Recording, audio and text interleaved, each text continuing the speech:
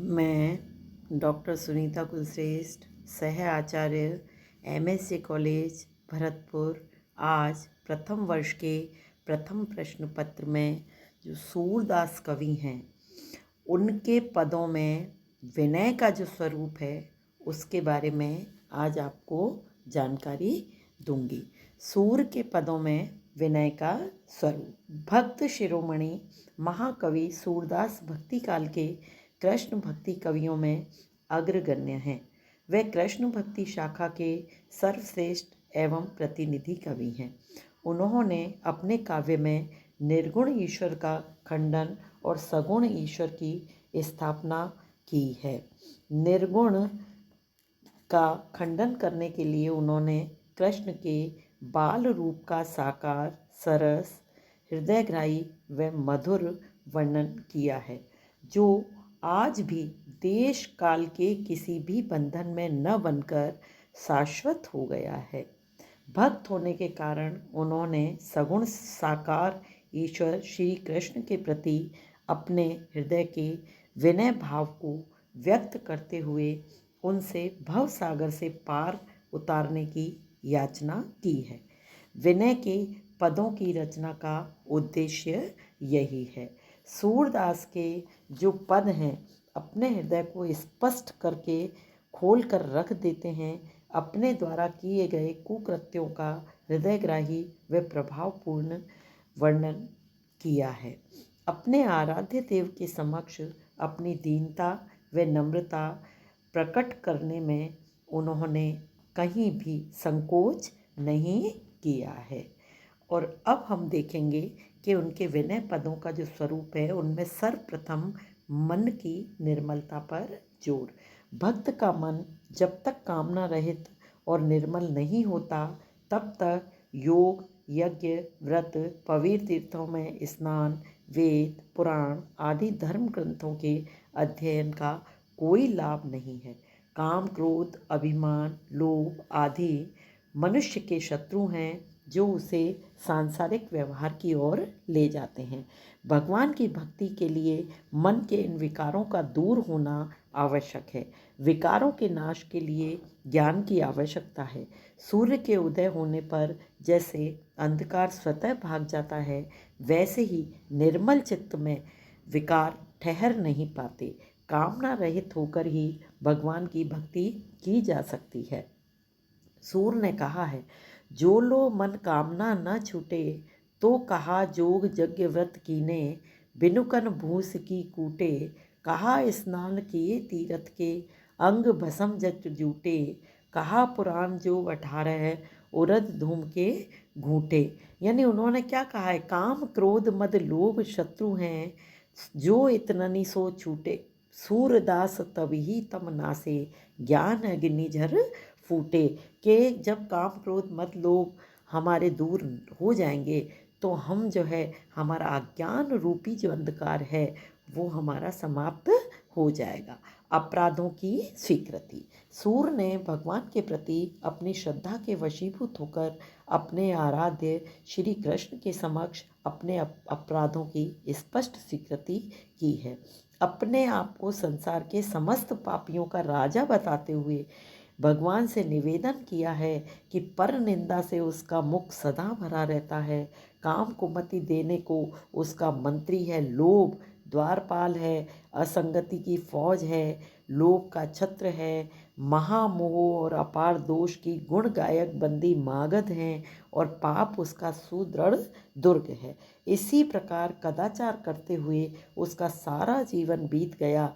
इस स्थिति का वर्णन सूर ने बहुत ही अच्छे ढंग से किया है। सूर ने कहा है, हरि हो सब पतितन को राजा, यानी मैं सभी पापियों का राजा हूँ।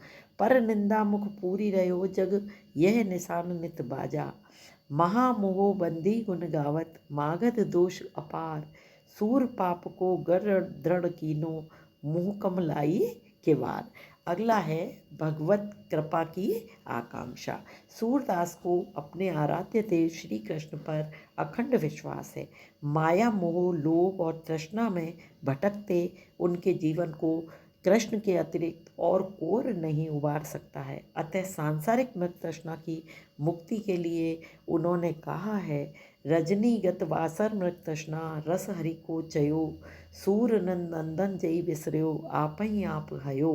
यानी उन्होंने यही कहा है कि इस मृग तृष्णा से मुझे दूर करो। सांसारिक व्यवहारों की निंदा। सूरदास ने अपने विनय के पद में सांसारिक संबंधों व व्यवहारों की निंदा करते हुए ये भाव व्यक्त किया है कि अंत में ये संबंध और व्यवहार निरर्थक सिद्ध होते हैं, प्रभु ही काम आते हैं। सांसारिक संबंधों की निंदा सूर ने देखी किस प्रकार की है। ग्रह दीपक घन तेल तूल तिय सुत ज्वाला अति जोर, मतिहीन मरम नहीं जानो पर्यो अधिक करी और दौर। और देखिए, बहु तक दिवस बहे या जग में भ्रमर फिरे हो मतिहीन, सूर श्याम सुंदर जो सेवे क्यों होवे गति दीन। कि ये जो है हमारा भ्रमर जो है, ये भ्रम रूपी जो जाल है, इसमें हम फंसे रहते हैं। और जो कृष्ण की भक्ति करता है तो उसकी इस प्रकार की स्थिति नहीं होती है। अगला, भगवान का पतित पावन एवं दीन बंधु रूप। सूरदास ने भगवान के पतित पावन एवं गरीब निवाज यानी जिसको दीन बंधु कहते हैं स्वरूप का चित्रण किया है। अपनी मुक्ति के लिए उनसे प्रार्थना की है। वह भगवान को कभी उनके पतित पावन रूप की स्मृति कराते हुए स्वयं को महापतित कहकर मुक्ति की याचना करते हैं, तो कभी स्वयं को दीन बताकर उन्हें दीन बंधु होने का स्मरण कराते हैं। इसी का वर्णन करते हुए कवि ने कहा है, कैयत पतित बहुत तम तारे, श्रवण ने सुनी आवाज, दई न जात खेवट उतराई, चाहत चढ़ियो जहाज, लीजे पार उतारी सूर को महाराज ब्रजराज, नई न करन कहत प्रभु तुमसो, सदा गरीब निवाज। यानी अपने मोक्ष की कामना की है। नाम स्मरण व भजन की महत्ता। सभी भक्त कवियों ने भगवान का नाम स्मरण और उनके भजन की महत्ता स्थापित की है। सूरदास जी ने भी कृष्ण की भक्ति की है, क्योंकि वो उस कृष्ण के भक्त थे। अतः उन्होंने और सब कुछ छोड़कर नंद कुमार श्री कृष्ण को भेजने के लिए कहा है। सब तजी भजिए नंद कुमार, और भजे ते काम सरे नहीं, मिटे न भव जंजार। यानी मुझे और किसी की आवश्यकता नहीं है, मुझे कृष्ण की आवश्यकता है। वेद पुराण गीता भागवत सभी ग्रंथों का एक ही सार है कि पाप के नाश के लिए भगवान का नाम ही तीक्ष्ण कुठार के सदृश है। भगवत कृपा से ही व्यक्ति भव सागर से पार होता है और किसी भी उपाय से नहीं होता है। सूर ने कहा है, वेद पुराण भागवत गीता सबको ये मत सार, भव समुद्र हरिपद नौका, बिनु काऊ न उतारे पार, ये जिय जान यही छिन भजी, दिन बीते जात असार, सूर पाई ये समो लाहू लही, दुर्लभ फिरी संसार। इस प्रकार से हम निष्कर्ष स्वरूप में यही कह सकते हैं कि भगवान की भक्ति और शक्ति पर सूरदास का अखंड और अटूट विश्वास व श्रद्धा ही उनके हृदय में ईश्वर के प्रति अपनी दीनता, हीनता, अशक्ति व कुकृत्यों को अभिव्यक्त करने की प्रेरणा देती है।